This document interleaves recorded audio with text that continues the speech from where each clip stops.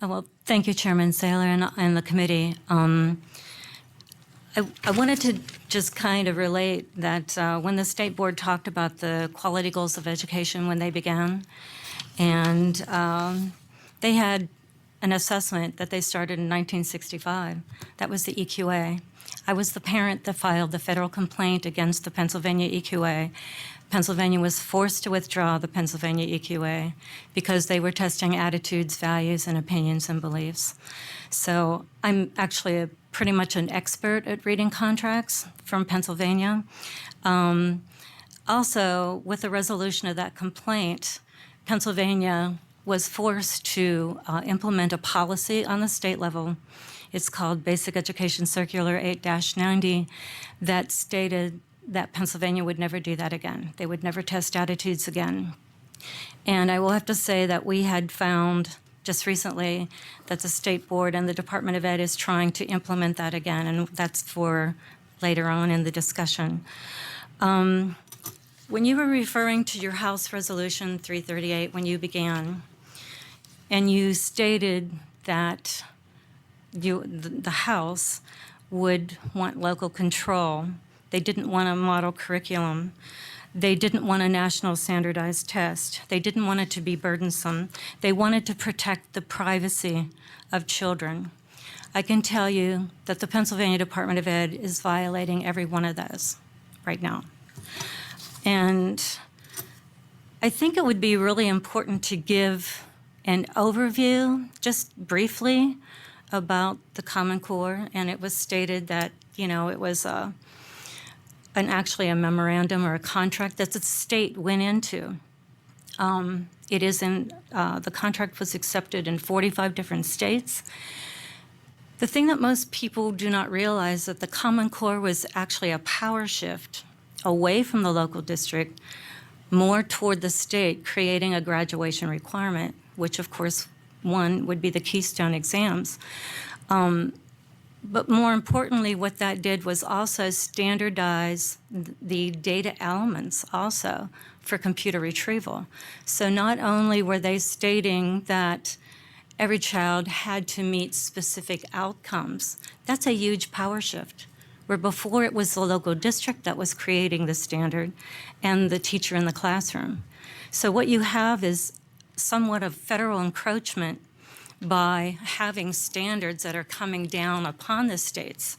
So it's basically a huge power shift to the individual child. So now we're saying our children in Pennsylvania have to meet individual standards that someone on the federal level had created. Now, the other thing that's really important about that is that it was a contract that the state went into. They stated that you had to use 85% of those standards. You only have the availability to change 15%. That 15% is what has been going on for the last several years, changing the standards or doing whatever, or improving them. We have 85% of the national curriculum that we have accepted because of the memorandum we did. Now, the second thing that was really important that was federal encroachment was the change of the Family Education Rights and Privacy Act, which is FERPA. I got very much more involved in Pennsylvania education. I would actually do more national speaking than I do in the state, but that has changed recently. The Family Education Rights and Privacy Act was changed by an executive order by this president. Unfortunately, what happened at that time was that there were contracts now allowed to be had between our state departments of education with outside contractors. Knowing that the regulation had changed, I had a meeting, and Mr. Bannister was present at the meeting, one with a Representative Lawrence, and one with Senator Fulmer. We requested these contracts that actually allow these third-party contractors to have access to personally identifiable information on our children. Most people do not know that. It's a loophole in a new FERPA regulation. We requested those contracts from Senator Fulmer, and we do have them all. We do have the Keystone contracts, and we have actually read them all. The second thing that it did with the FERPA regulation was that in order to create these individual standards, the federal government was implementing a data system to monitor. Pennsylvania Department of Ed has accepted over $24 million from the National Center of Education Statistics to implement this data system to collect information on individual children. However, when we look closer at the contract, it was actually a contract that was to be implemented as a national ID for every child, adult, every adolescent, every teacher, every principal, every superintendent has now a national ID. The significance of this was that the data system was to be implemented to create a womb to workplace data system.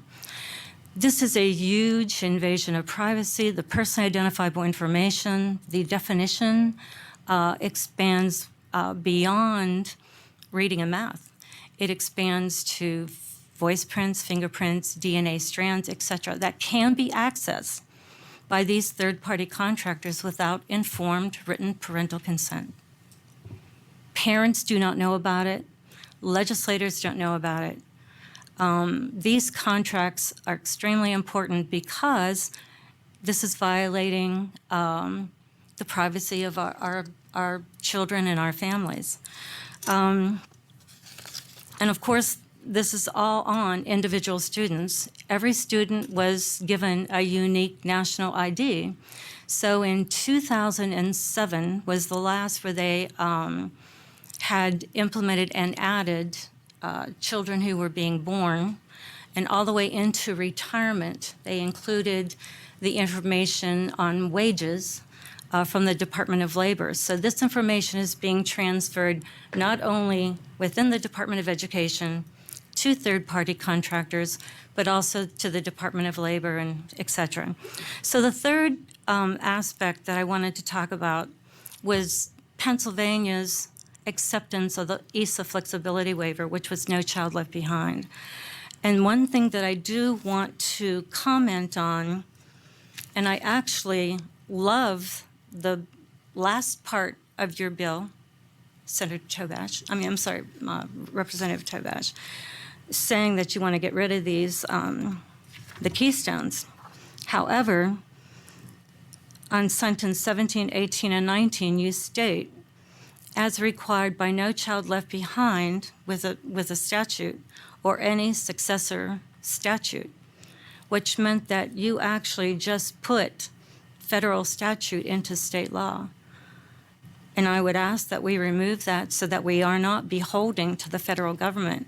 I would ask that we only say that we want to get rid of the keystones. I would be very happy about that. So talking about the waiver, and again, what Secretary Duncan had stated or had done at the time, waived federal law. So you have No Child Left Behind, which was a federal statute, and he had presented waivers to every state. The contracts that we have from National Data Recognition Corps, stated specifically that we do, in fact, have a model curriculum, that we do our testing Common Core outright. It says that's what we're doing. And the current contract that we have is 2014. So you may say that we may have done away with Common Core, but the testing and the contracts are moving forward with Common Core specifically. The other things that happened, and it was also the Standards Aligned System, which is a copyrighted system of this model curriculum that the teachers must teach to because they are being evaluated on how well their children are testing. What happened with the waiver is that under Title I, which was discussed this morning, poverty guidelines were lowered. So in the past where Title I children were usually, or the poverty children were usually, you had to have 40% of free and reduced lunch in order to have a school-wide program. That meant that only certain children would have the free breakfast and free lunch and have specific instruction in reading. That has changed. The definition changed to educationally deprived, Any child who is not meeting a Common Core standard is now educationally deprived. Therefore, once they lowered that poverty guideline to 0, that was a blanket of Title I on every school district. Every school district would be mandated through federal mandates to meet the standards that were being implemented in your state, which would be Common Core. The waiver also expanded all of the academic areas into what they considered non-academic, social, emotional, and behavioral standards. This is in the affective domain. This directly is in violation of the Protection of Pupil Rights Amendment, and Pennsylvania has tried to implement these standards again. And in your packet is a packet called Interpersonal Skills Standards, which were put on the ESEA portal, stating that they were academic standards. They are not. This is a consumer protection. Parents have no idea what these are, but they are testing attitudes, values, dispositions of children. Now, how we moved forward with trying to tell different... So I want you to wrap up because we're past the time that we kind of allotted the minutes for each member. I mean, we're behind schedule, but... All right. Well, when we had gotten the contracts from Senator Fulmer's office, and Andrew Paris was there from the governor's office, I had presented the interpersonal skills. 2 days after I presented them, the governor had expunged the website portal of all the affective domain, which meant that they knew that they were violating federal law. So basically what I am saying that this federal encroachment, which is forcing this on our state, is most of our problem. Most of our problem. And the other part to the waiver was that the remediation that was talked about this morning, and I believe it was called the fidelity of teachers, okay? They talked, I believe Ms. Perez talked about the fidelity of teachers. The teachers are being trained specifically to teach to these standards. The diagnostic tool is just not academics. The diagnostic tool is academic and behavior.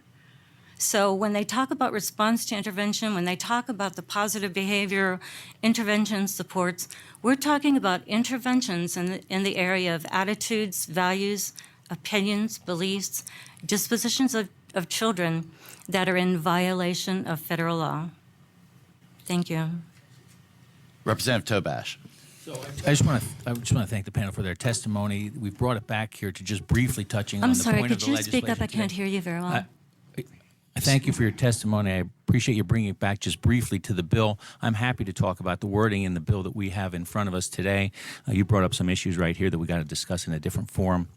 So for brevity, I appreciate the fact that you were here today, but we want to really focus on the task at hand, and that's two bills that we're considering at the hearing today. So